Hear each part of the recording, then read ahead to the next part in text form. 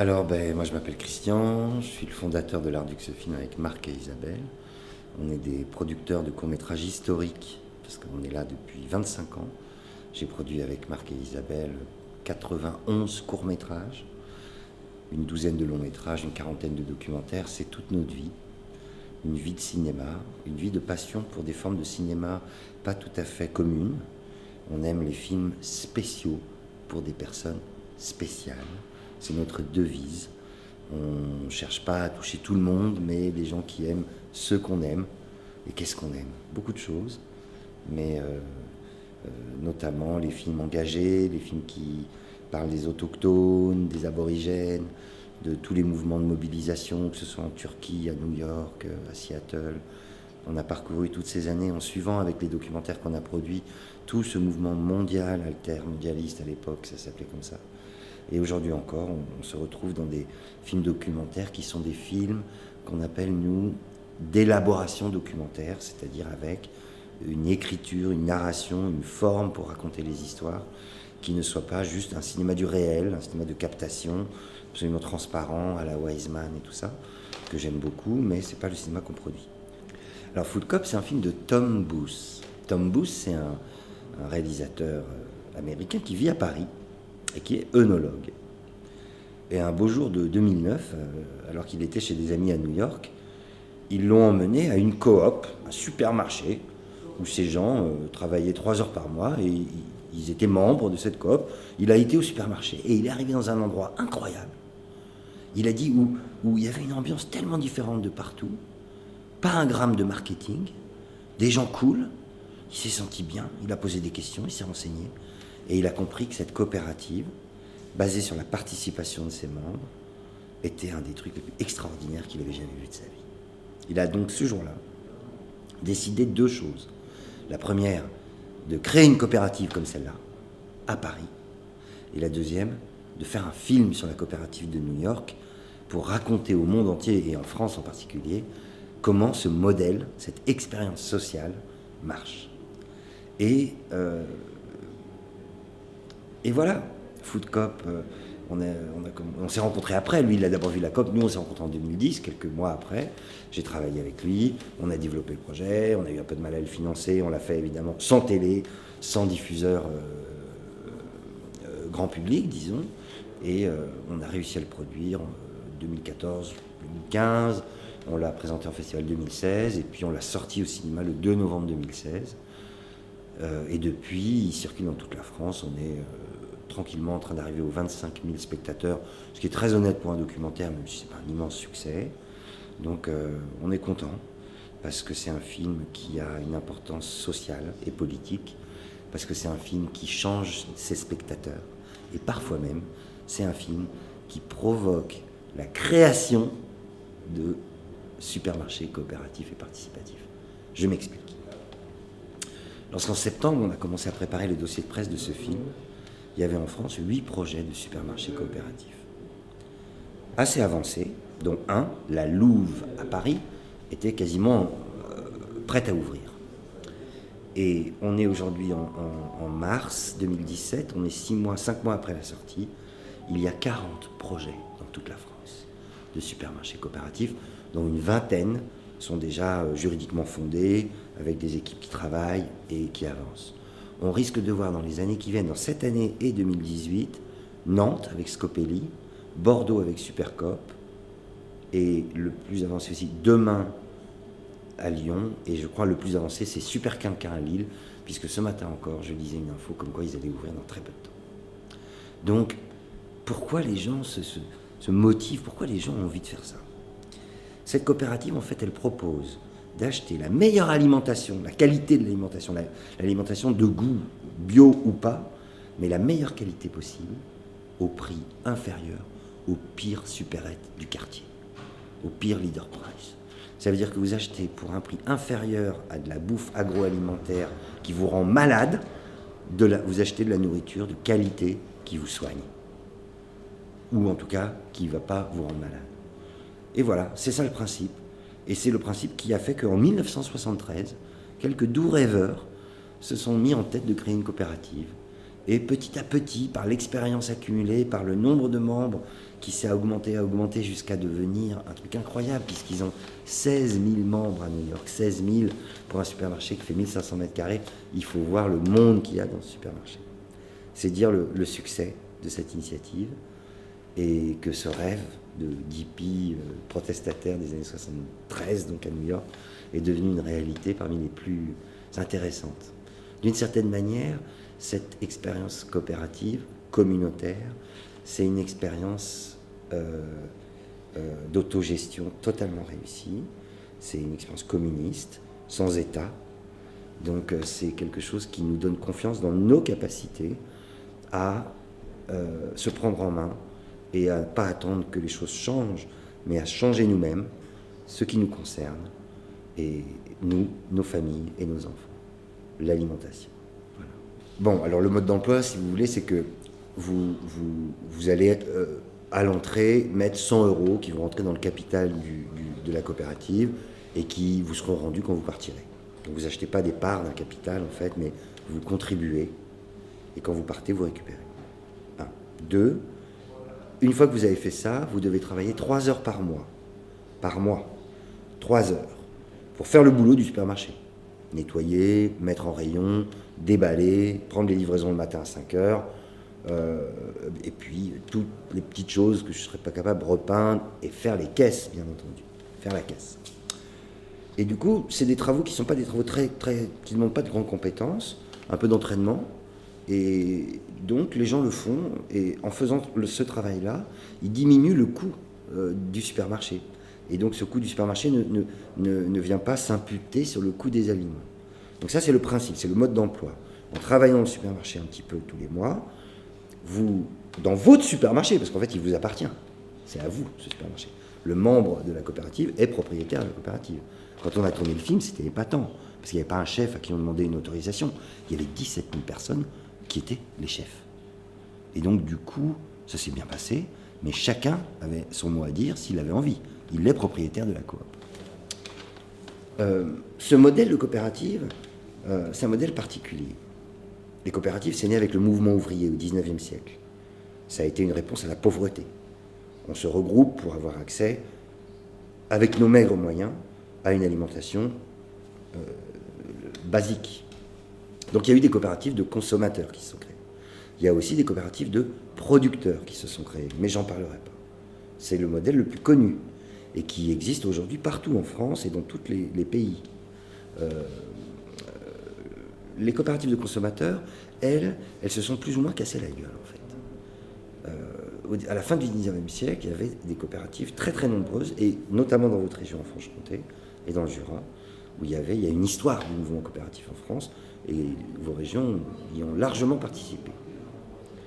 Et ce modèle de coopérative de consommateurs s'est cassé la gueule, et Tom explique, pas forcément la raison pour laquelle s'est cassé la gueule, mais il dit, ce modèle a un nom très particulier, c'est le modèle précaire. C'est une coopérative au modèle précaire. Pourquoi ?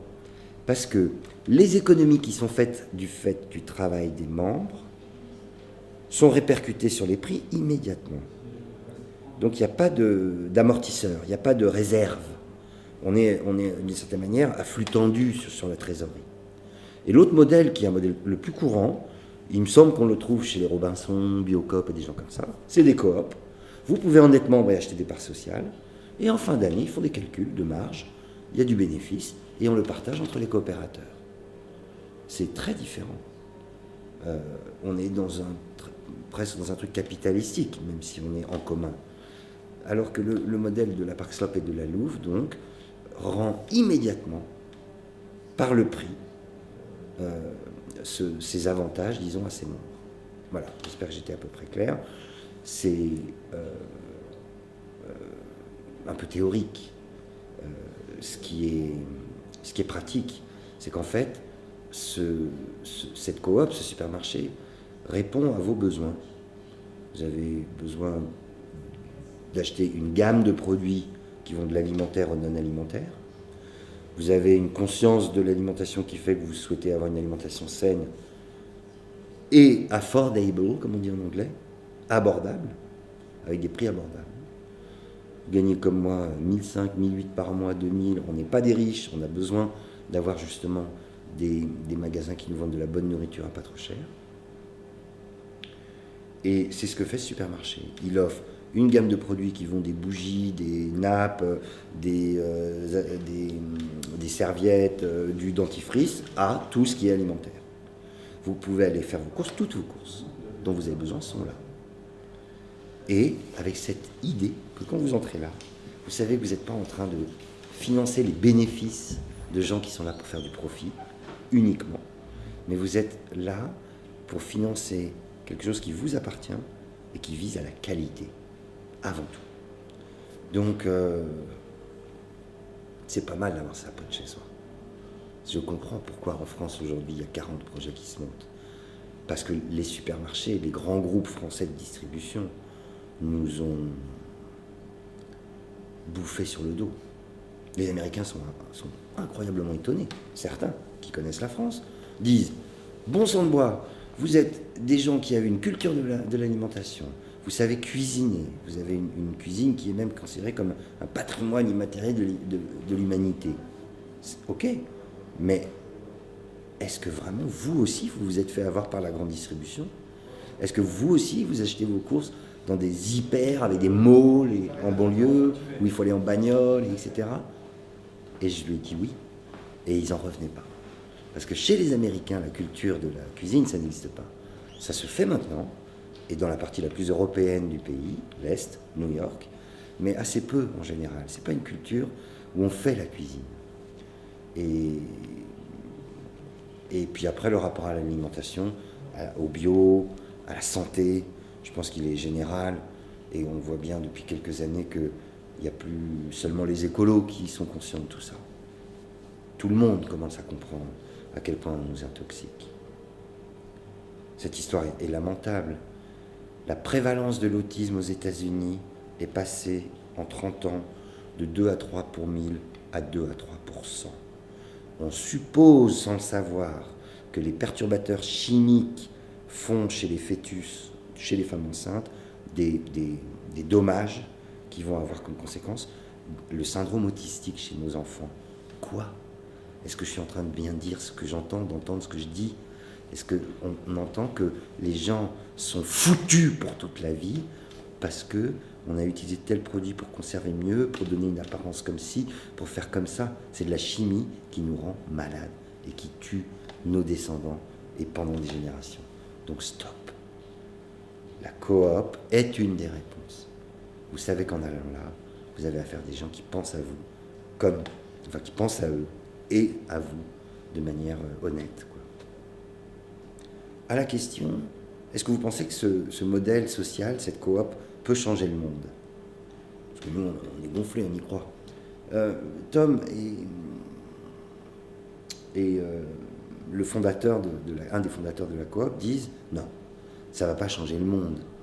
Mais par contre, ça apprend à tous les membres un truc viscéral, c'est la démocratie. C'est-à-dire le fait qu'il va falloir beaucoup discuter pour prendre des décisions en commun, et que parce que c'est des décisions en commun et qu'elles auront cette nature d'avoir été prises par tous, alors vous allez apprendre ça en fait en étant dans cette coop. Et quand vous partirez de la coop et que vous bosserez, que vous serez dans vos vies, vous vous demanderez pourquoi c'est pas pareil là aussi? Pourquoi est-ce que cette démocratie, elle n'est pas généralisable? Pourquoi elle n'est pas active dans mon métier, dans mon travail professionnel, à l'école, etc. Donc ça, c'est ce qu'ils disent, c'est ce que ça apprend aux membres, en fait. Mais il ne faut pas penser pour autant que tout se discute, jusqu'à la couleur des étagères et le tapis de revêtement des caisses. Il y a des décisions qui sont prises par des permanents de la coop et qui sont ensuite validées par les membres, soit par des comités, soit par l'Assemblée générale, soit par tout simplement des retours écrits de membres qui valident ou pas ce qui a été choisi, comme produit dans les rayons, comme aménagement, disons des décisions sur lesquelles ils ont un avis. Et ça les a amenés à nous expliquer que pour un bon fonctionnement de cette coop, il y a une tension entre l'exécutif la capacité à décider et à agir, ce qu'en général on appelle le management, et qui en général a le pouvoir et agit, et la démocratie des membres en assemblée qui prennent des décisions en commun. Eh bien, la coop fonctionne dans cette tension entre les deux pôles. On a besoin d'une certaine liberté quand on est responsable de la coop, coordinateur, et en même temps, l'esprit de cette coop étant d'appartenir à tous, tout le monde a son mot à dire aussi, donc peut-être qu'on va le dire sur les choses importantes, puis les choses un peu moins importantes, on va voir que c'est bien, que c'était une bonne décision, et on ne va pas avoir à la discuter en AG et perdre une demi-heure à savoir si on est pour ou contre. Voilà. Donc je pense que c'est intéressant comme expérience sociale, parce qu'elle est instructive pour nous tous, qui travaillons dans des organisations, des sociétés, des associations, parce qu'on est confronté à ces questions de décision commune, et aussi d'efficacité. Et moi je le sais bien, je suis producteur de films, et dans ma vie, il y a eu un moment où j'ai dit, je ne mets pas au vote les projets que je produis, c'est moi qui décide de les produire. Et là, la démocratie dans ma société avec mes camarades, ça ne fonctionnait pas si c'était pour me dire, tu ne fais pas ce projet que j'ai envie de produire, mais tu fais ce projet que nous on a envie de produire, et puis c'est toi qui vas le produire. Non. Il y a une dose comme ça de singularité que je revendique dans mon travail, mais pour autant, il y a des décisions qui sont prises démocratiquement, et si ce projet je le produis, je vais en parler avec les autres camarades, parce qu'on est une équipe de 5 en fait, et discuter avec eux, et puis essayer de le faire avec la meilleure foi, la bonne foi, et pas de la mauvaise foi, etc. Dans Food Coop, la mise en scène de Tom, elle a été de construire le tournage du film avec des membres de la coop, en leur disant, avec toi j'ai envie qu'on parle de tel aspect de la coop, qu'est-ce que tu verrais comme image? Qu'est-ce qu'on irait filmer si c'était toi qui faisais le film? Donc il a coopéré avec les membres qu'il filmait pour que les séquences dans lesquelles ils apparaissent soient co-élaborées. Pas mal pour un film sur une coopérative. Ça, c'est son principe de mise en scène, et on le retrouve dans le film, c'est-à-dire que ça a été fait au tournage et ça se voit dans le film. C'est pas systématique non plus. 1. 2. L'image du film est faite par un chef-op américain très réputé, qui a eu déjà le Golden Globe de l'image comme chef-op, et donc il a fait une image formidable. Il a utilisé un petit Steadicam, et dans ce supermarché qui fait que 1500 mètres carrés, on pourrait se dire, on va s'emmerder. 1h30 dans un supermarché, c'est claustro, je fuis, je ne vais pas voir ce film. Eh bien non. Ils ont réussi d'une part à alterner intérieur-extérieur, à sortir souvent, aller chez les gens, aller dans les magasins du quartier, circuler. Et puis d'autre part, ils l'ont toujours fait avec cette caméra très fluide, très agréable. C'est pas une caméra portée qui bouge avec les pieds du cadreur, c'est une caméra qui avance de manière assez lisse, pas complètement, hein, c'est pas de la 3D, c'est pas un truc surnaturel, et donc son image est magnifique. Voilà un choix de mise en scène, qu'un choix technique qu'ils ont fait avec son chef-op, que Tom a peut-être accepté venant du chef-op, je sais pas, j'étais pas là, mais le résultat est superbe. Et puis, quelque chose qui est finalement apparu en plus du film, c'est des gens qui l'ont vu, qui nous l'ont appris en fait, parce qu'on s'en était pas rendu compte. C'est que ce film, c'est un très beau témoignage sur une communauté de New-Yorkais. Parce que les New-Yorkais sont vraiment des gens incroyables. Il y a une diversité de population, de religion, d'origine incroyable. Il y a une conscience très européenne, c'est les Américains les plus proches de nous. Et ils ont un humour qui sort à plein d'occasions dans le film, comme ça, l'air de rien, une petite blague, une petite ironie. Et ça rend le film délicieux, parce que dans les 3-4 premières minutes, moi j'ai vu des salles rire, et du coup se sentir très à l'aise, parce que c'est pas un film qui se prend au sérieux, même si on parle avec beaucoup de sérieux de cette coopérative.